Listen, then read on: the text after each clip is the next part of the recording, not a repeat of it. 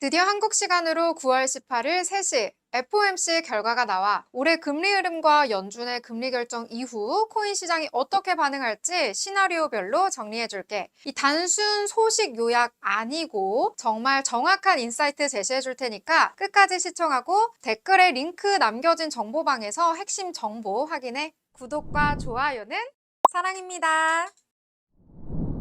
작년 9월 첫 금리 인하 이후 11월과 12월에도 연속 인하가 있었지. 하지만 여전히 물가 상승률이 목표치를 넘는 상황이어서 연준은 그동안 금리를 동결해왔어. 연준이 여러 차례 동결을 유지하는 동안 시장은 각종 경제 지표를 보면서 언제쯤 인하할까 계속 눈치를 보고 있었지. 이번 9월엔 금리 인하 가능성이 상당히 높아진 상황이고 올해 첫 금리 인하가 될 확률이 커. 금리 인하의 조건은 고용 둔화 플러스 물가 안정이야. 올해 초만 해도 물가는 높고 고용도 견조한 상황이었기 때문에 연준이 인하에 나서기가 어려웠어. 여기에 트럼프 대통령이 관세 협상 카드를 꺼내면서 물가 상승 우려가 다시 커졌고 결국 인하 타이밍을 더 미루게 된 거지. 그런데 최근 발표된 고용 지표가 충격 수준이었고 이런 상황에서 만약 관세로 인해 물가까지 오르면 시장은 가장 두려워하는 이 스태그플레이션 공포가 커질 수 있었어. 이번 달 CPI가 서프라이즈했다면 경기 침체 속 물가 상승이라는 최악의 스태그플레이션 우려로 도배가 됐을 거야.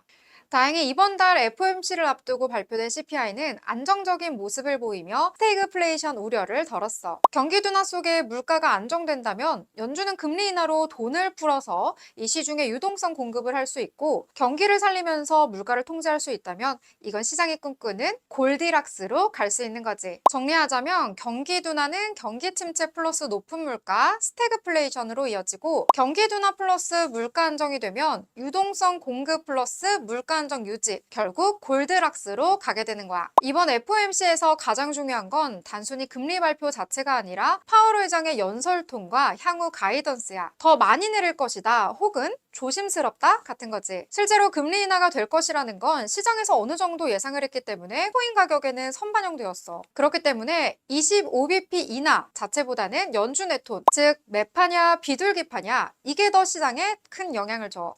투자자들은 그 톤을 노리고 있고 거기에 집중해야 하는 게 포인트야. 단순히 금리 인하되면 코인 가격이 뛴다 라는 해석이 아니라 진정한 실력자라면 연준의 금리 결정 이후에 어떤 톤의 발언을 하는지를 주목한다는 거지. 이번엔 시나리오별로 살펴볼게. 먼저 예상대로 25bp 인하를 하고 비둘기적 발언을 한 경우 이미 시장에서 어느 정도 예상을 한 상황이지 추가 금리 인하를 시사한다는 거니까 상승장은 계속될 가능성이 커. 특히 알트코인이나 레버리지 상품의 반응이 클 수 있다는 점 참고해. 연준이 물가와 고용 데이터가 불안하다 혹은 경기 둔화에 대한 우려를 한다고 판단할 수 있어. 더 이상의 인하는 신중하게 보겠다라는 메시지이기 때문에 이렇게 된다면 상승은 하겠지만 이 상승폭이 제한된다고 예상할 수 있겠지. 이 가능성을 크게 보진 않지만 이런 결정이 나온다면 단기적으로는 나스닥, 이 코인 가격이 상승하는 분위기가 될 거야. 이 장기적으로는 불안정한 시그널로 받아들여줄 수 있어. 위기가 더 심각한 거 아니야? 는 반응이 나올 수 있거든. 그래서 단순한 호재라고만 보긴 어려워. 오늘은 FOMC 전 최종 점검이었어. 이 발표 직후에는 변동성이 엄청나니 레버리지 조심하고 결과 나오면 바로 정보방에 해석해서 알려줄게. 아마 가장 빠를 거야. 더 궁금한 내용이나 질문 있으면 이 댓글로 남겨주고 구독과 좋아요는 필수!